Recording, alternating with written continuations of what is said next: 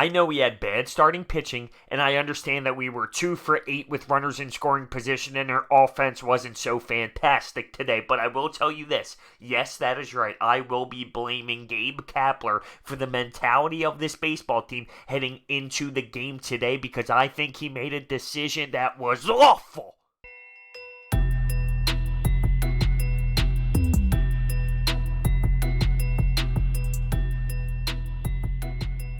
I can't stand Gabe Kapler. I just can't stand looking at his face. He pisses me off. So the Phillies lose 5-2, and I think he made a trash bag decision. Now, how many times do you think I've said this year that Gabe Kapler made a trash decision? Way too many times. And it started before the game even had its first pitch. It was with the lineup.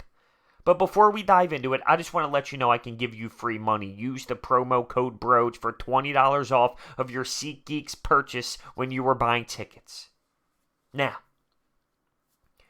JT Realmuto not being in the lineup bothers me. I know over the last couple games it hasn't been so pretty for him, and I also know that he has played a lot of baseball to this point. But here's the thing. It's Game 7. That's what the clubhouse has been saying, right? That's what the noise has been saying surrounding this team. It's Game 7. Every game is Game 7. We got to find a way to get into the playoffs. You don't sit JT Realmuto for Andrew Knapp. I don't care that Andrew Knapp had one hit today, all right? You just don't do it because it's a mentality thing. It's a mentality thing. This team now looks at this game differently. Right or wrong, this team looks at this game differently because the manager made a trash decision to put Andrew Knapp in the game over JT Realmuto. JT Realmuto has carried this team through September. He's been a hot player through September. Now, the last couple games hasn't been his prettiest, and he struggled a bit, but I'm sorry, you do not put in Andrew Knapp for JT Realmuto when you're fighting for a playoff spot, even though we know it's a fake fight, but fighting for a playoff spot, you just don't do it. That is a terrible decision because it just messes up the way this team prepares. If I'm a player on the team, I'm thinking to myself, are you kidding me, Gabe? You're taking out JT for Andrew Knapp? What is that saying? What is my leader, my skipper, what is he trying to tell me right now? It's almost as if he's telling me he's giving up. Because why would you ever take out the player that JT Realmuto is for Andrew Knapp when you are desperate to make the playoffs? So that pisses me off. Let's talk about Drew Smyly's day, because that pissed me off too. He allowed 4 runs in the first 2 innings. He allowed 8 base runners in his 2+ innings. He was awful today. What you ask of your starting pitching? Help your team by putting them in a decent position to win. Give them a fighting chance. Well, when you're down 4-0, just like that, that's not a fighting chance. That's not helping your team. He was off in every aspect of pitching. Couldn't locate. Couldn't execute. What was the off-speed pitches? Oh, it was horrible. It made my eyes bleed. Now, he didn't get help because Rhys Hoskins ended up having a throwing error in there. But when your first 4 batters, right, is a walk and 3 hits, okay, you got to look in the mirror too. Drew Smyly, fat F today. While on the other side, you have Bieber going 7+ with 0 walks and 7 strikeouts. He was dominant. Now, I also think the Phillies hitting didn't really help themselves because there were fastballs down the middle of the plate that they missed where they fouled it off. There were so many hittable pitches that they didn't really hit. But at the same time, Bieber, I'll tip my cap to you. He did decent, but there were plenty of opportunities for the Phillies to get hits. They, of course, just couldn't find a way to barrel up the ball. Shocker. I mean, shocker. When Carrasco came in the game, though, that gives me goosebumps. It literally has hairs sticking up on my arm. Every time he's in the game, you see the crowd stand up, you see the clapping, you see the standing ovation. Whew. What an unbelievable story.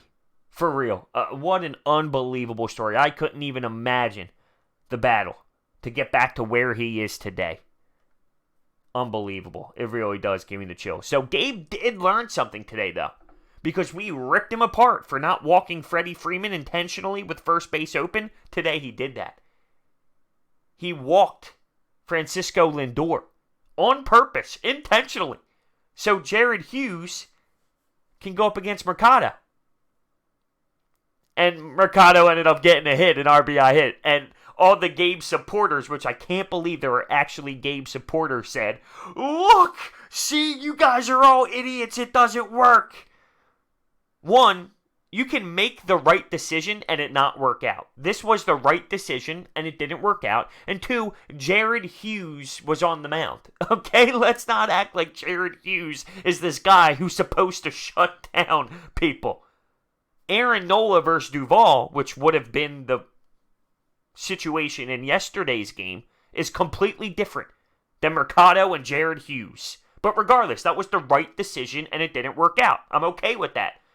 But it was still the right decision even though it didn't work out. Gabe actually learned something. He probably heard all of us freaking out, screaming at him, whether it was on Twitter, Phillies Sports Talk Radio, getting abused by the Phillies reporters after the game. So we said, all right, let me just do it and see what happens. And of course that happens, and oh man. But regardless, it was the right decision. Anyone who knows baseball knows that walking Francisco Lindor in that situation was the right moment. Because, you know, what would have happened if Jared Hughes pitched to Francisco Lindor? We will never know, but let's be real. It could have been a dinger. It could have been something else. It could have been more damage. Oh, man, that's great. We had one inning of life today. We were flat all game long, but we had one inning of life, and it was the fifth, where Maikel Franco ended up knocking in Adam Hazley and Brad Miller. Yeah, there was our moment. There was that good old fifth inning. But we weren't even close in this game whatsoever. Not even close. I love watching Carlos Santana thrive because it just shows how much of a dumpster fire the Phillies organization is. He came here, he used the Phillies philosophy, and he sucked.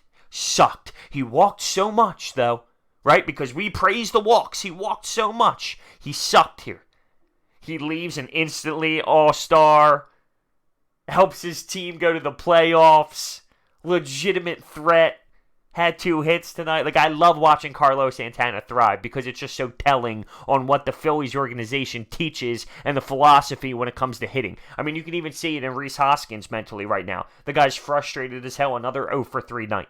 And I think because of how it started and how we had him thinking mentally from the jump here, it's just so draining on him in his mind. And the launch angles, he's just lost. He's just beat. He's defeated mentally for this season as a whole. And it comes down to the philosophy and what this organization actually teaches. So I love watching Carlos Santana thrive from that perspective. But speaking of Francisco Lindor, he's one of the most exciting players to watch. His personality, the way he plays the game, his style of play, and that personality, it's so much fun to watch. He is one hell of a ball player, and he plays the game the right way. Tremendous, tremendous athlete. So, by the way, we have Vargas on the mound tomorrow. I hope that gets you fired up. I hope that gets you pumped up.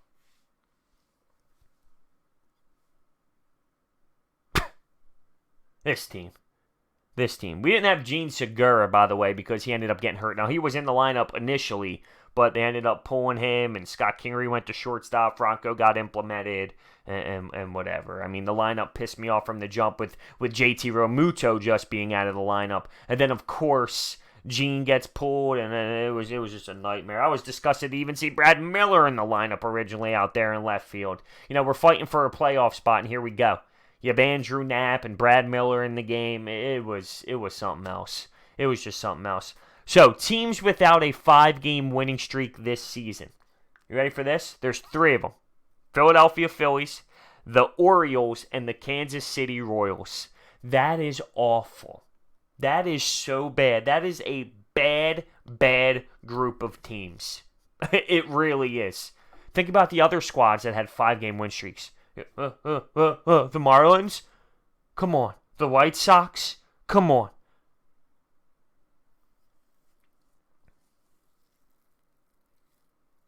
It's crazy. It's crazy to think about where this baseball team is right now. By the time the Brewers game finishes, 5 games back, because they were up 6-1 the last time I checked, and it was the 7th inning. Unless a miracle happens, which I hope it does, but unless a miracle happens, we're talking 5 games back with 10 to go. Whew. Do you see that run coming? Let me know. Let me know if you see that run coming, because I would love to know what you're drinking. Let me know your thoughts. Thank you guys so much for watching. Hit that thumbs up button, subscribe, and I'll see you next time.